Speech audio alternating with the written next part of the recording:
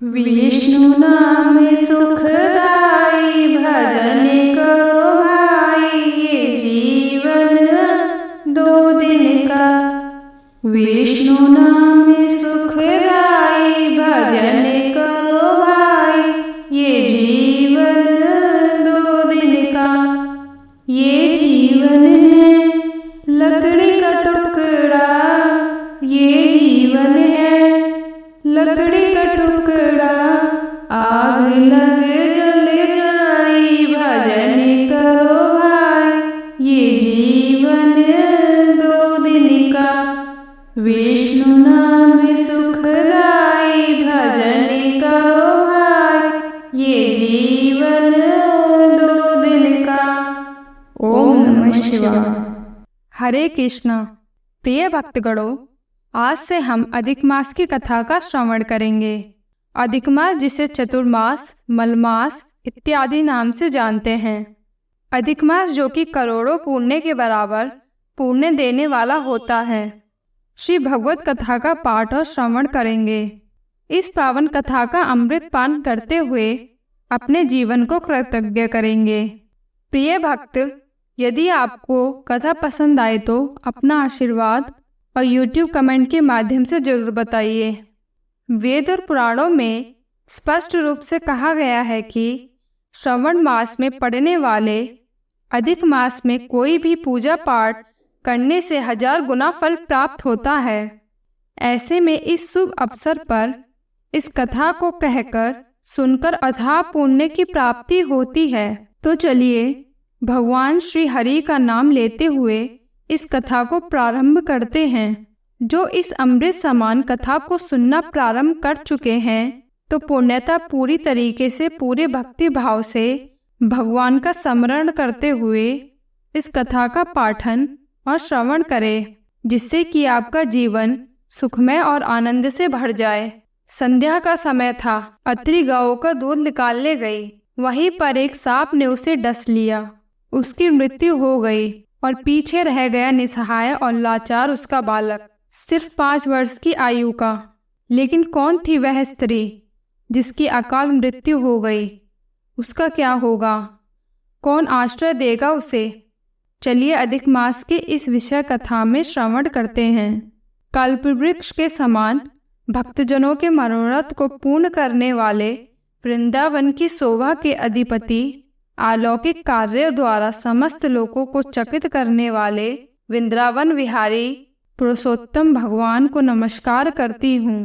नारायण नर, नरोत्तम तथा देवी सरस्वती और व्यास जी को नमस्कार कर जय की इच्छा करती हूँ।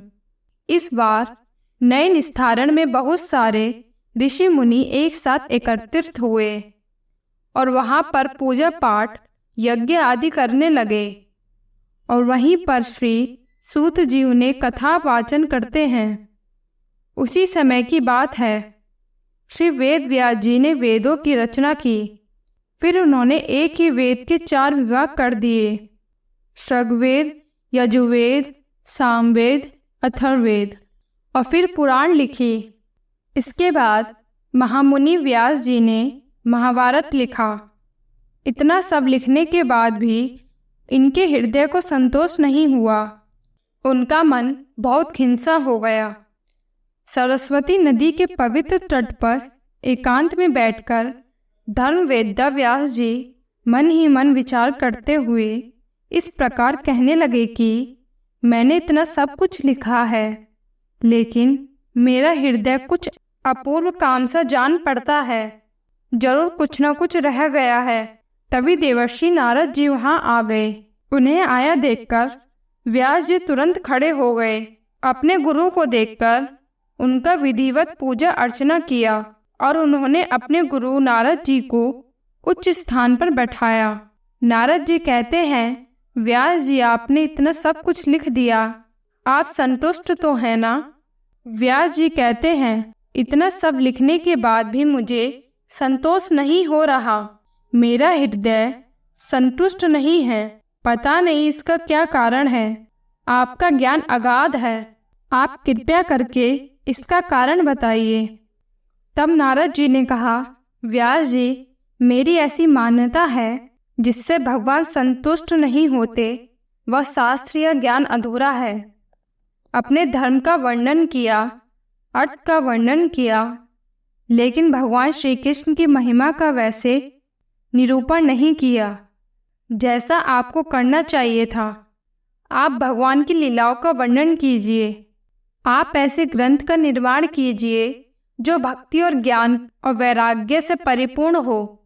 व्यास जी ने नारद जी से कहा, ऋषिवर, कली के प्रभाव से मानव के मन में जो दुख पैदा होगा उससे रक्षा करने के लिए मैंने ज्ञान के 4 वेदों में डालकर मानव के समक्ष रखा। वेद पाठ में सभी समर्थ नहीं होंगे। यह समझाते हुए वेदों के ज्ञान को सरल रूप में उपनिषदों में दिया। जीवन के कार्यों के लक्षण और फल दर्शाता महाभारत लिखा। फिर भी मुझे लगता है कि मानव कल्याण के निमित्त मैंने जो रचनाएं की वह अभी अधूरी है, अपूर्ण है। महर्षि, मेरी रचना में कहीं कमी रह गई है। यह सुनकर नारद जी ने कहा, आपकी रचना अद्भुत, सराहनीय और संग्रहणीय है। फिर भी आपको ऐसी अनुभूति इसलिए हो रही है क्योंकि आपका उद्देश्य अभी अधूरा है। व्यास जी की प्रार्थना पर नारद जी ने बताया, आपने श्रेष्ठ ग्रंथों की रचना की किंतु उनमें भक्ति रस का संचार नहीं किया। इस ज्ञान भंडार में श्री कृष्ण की भक्ति मिलाकर देखें, सारी चिंता दूर हो जाएगी। वेद व्यास जी ने पूछा, महर्षि, आप समस्त संसार में नारायण नाम का श्रवण करते हुए घूमते रहते हैं। नारद जी ने कहा, इसे समझने के लिए मेरे पूर्व जन्म की कथा जाननी पड़ेगी। व्यास जी चकित स्वर में बोले, आप तो ब्रह्म की संतान हैं, भला आपका पूर्व जन्म कैसे हो सकता है? नारद जी मुस्कराए।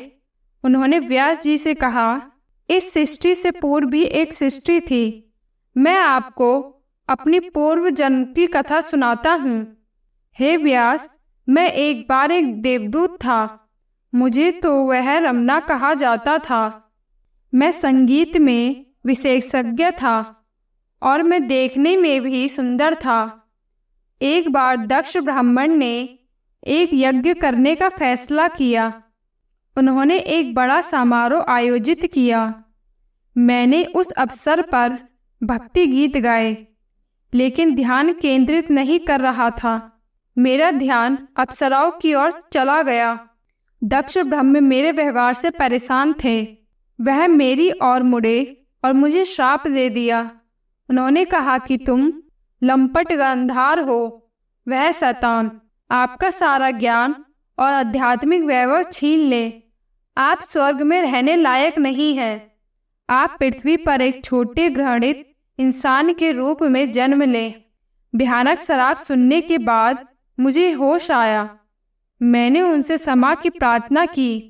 तब दक्ष ने कहा, शोक मत करो, यह उपहार ने अच्छे लोगों की संगति से तुम्हें आशीर्वाद मिलेगा।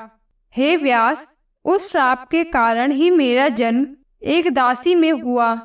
पिछले कल्प में अपने पूर्व जीवन में वेद आदि ब्राह्मणों की एक दासी का लड़का था। एक बार कुछ संत चतुर्मास करने हमारे गांव में आए। वह प्रतिदिन सत्संग करते थे और मेरी माँ मुझे उस सत्संग में साथ ले जाती थी। एक दिन सत्संग के बाद विशाल भंडारे का आयोजन हुआ। मेरी माँ उस भंडारे में बर्तन मांजा करती थी और मैं वहाँ पर खेल रहा था। तभी कुछ संत आए और बोले, बेटा, तेरी माँ कितनी संत देवी है, तू भी कुछ सेवा कर। मैं छोटा सा 5 वर्ष का था। मुझे संतों ने कहा कि जब संत भोजन कर ले तब झूठी पत्तलों को बाहर फेंके। व्यास जी, मैं संतों की सेवा में लग गया और मुझे पत्तल फेंकते फेंकते सुबह से शाम हो गई, लेकिन किसी ने मुझे भोजन के लिए नहीं पूछा। मुझे बहुत भूख लग रही थी। मैंने एक पत्तल में लगा हुआ संत का झूठा प्रसाद खा लिया। आपको क्या बताऊं कि मेरी इस झूठन को खाने से आत्मा तृप्त हो गई। इससे मेरे सारे पाप धुल गए।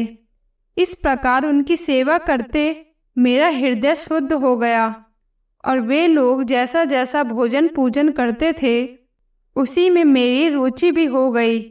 और मुझे ऐसा करते हुए एक संत ने अपने पास बुलाया और खाने के लिए भोजन दिया। जब उनका चतुर्मास पूरा हुआ और वह लोग जाने लगे तो उन्होंने मुझे एक मंत्र दिया जिसे वासुदेव गायत्री मंत्र कहा जाता है। ओम नमो भगवते वासुदेवाय धीमहि, अर्थात प्रभु आप भगवान श्री वासुदेव को नमस्कार है, हम आपका ध्यान करते हैं। मैं दिन रात इस मंत्र का जाप करता और भगवान का ध्यान करता था, लेकिन मेरी माँ मुझे ध्यान नहीं देती थी। जब भी मैं ध्यान में बैठ जाता था तो कभी मुझे कहती, बेटा तेरे दोस्त तुझे खेलने के लिए बुला रहे हैं, और कभी कहती कि दूध पी लो, कभी कहती भोजन कर लो। उसने अपने को मेरे स्वयं पास में जकड़ रखा था। एक दिन की बात है, मेरी माँ गांव दोहरे के लिए रात के समय घर से बाहर निकली। रास्ते में उसके पैर से सांप छू गया। उसने मेरी उस बेचारी माँ को डस लिया। उस सांप का क्या दोष, काल की ऐसी प्रेरणा थी। मैंने समझा भक्तों का मंगल चाहने वाले भगवान का यह भी एक अनुग्रह ही था। इसके बाद मैं असहाय मेरी माँ के बगैर अकेला पड़ गया और सारे घरवार को त्याग कर उत्तर दिशा की ओर चल पड़ा। नदी, तालाब, झरने, पहाड़, खेत खलियान इत्यादि को पार करते हुए फिर मैं एक घंघोर वन में गया। वहाँ पीपल के नीचे आसन लगाकर मैं बैठ गया और उस संत महात्माओं द्वारा दिए गए मंत्र का जाप करने लगा। भगवान के चरण कमलों का ध्यान करते ही भगवान प्राप्ति की उत्सुक लालसा ने मेरे नेत्रों में उत्कृष्ट लालसा से आंसू झलक आए और हृदय में धीरे धीरे भगवान प्रकट हो गए। फिर कुछ समय बाद भगवान की आकाशवाणी हुई। उन्होंने कहा, हे बालक, खेद है कि तुम इस जन्म में मेरा दर्शन नहीं कर सकोगे। जिसकी वासनाएं पूर्णता शांत नहीं हो रही हैं, लेकिन अगले जन्म में मैं तुम्हें मेरे दर्शन जरूर दूंगा। और यह सुनने के बाद मैं भगवान की भक्ति और कृपा के कारण नारद हूँ और वहीं पर भगवान का नाम जाप करते मेरी मृत्यु हो गई। मैंने उस नश्वर शरीर को छोड़ दिया और एक पवित्र आत्मा बन गया। वह जीवन मेरे भक्तिमय होकर गुजारा और क्षीर सागर की तरफ गया। प्रलय के समय में मैं प्रभु नाम का श्रवण करता रहा और ब्रह्मदेव में तल्लीन हो गया। सहस्त्र चतुर्योगी के बाद जब ब्रह्मदेव ने नई सृष्टि की रचना आरंभ की तो मैं भी रचना मारीच आदि ऋषियों के साथ उनके मानस पुत्र के रूप में उत्पन्न हुआ। मुझे प्रभु कृपा से पूर्ण रूप का स्मरण था, इसलिए मैंने इस जन्म में कोई भी समय व्यर्थ न करते हुए हरि नाम का गुणगान आरंभ कर दिया। समस्त लोकों में नारायण का नाम लेता फिरता हूँ। नारद जी की प्रेरणा से देव व्यास जी ने श्री भगवत महापुराण की रचना आरंभ कर दी। जीवन के सभी कष्टों के निवारण का रहस्य बताने वाले इस ग्रंथ का पाठ से मानव का कल्याण होता है। यदि कोई मनुष्य इस ग्रंथ का पाठ करता है तो उसका कल्याण हो जाता है। जय श्री कृष्ण। ओम नमः शिवाय। प्रिय भक्तों, तो यह था आज अधिक मास का पहला अध्याय। मैं उम्मीद करती हूँ आप लोगों को यह अध्याय अत्यंत पसंद आया होगा। इस प्रकार से नारद जी ने बताया कि वह किस तरह से एक साधारण तुच्छ मानव से भगवान का नाम जाप करते हुए श्री हरि विष्णु को समझते थे। वह अगले जन्म में नारद कहलाने लगे। इस प्रकार से हरि नाम का जाप जो भी करता है उसका जीवन धन्य हो जाता है। प्रिय दोस्तों, उम्मीद करती हूँ आपको यह वीडियो अत्यंत पसंद आया होगा।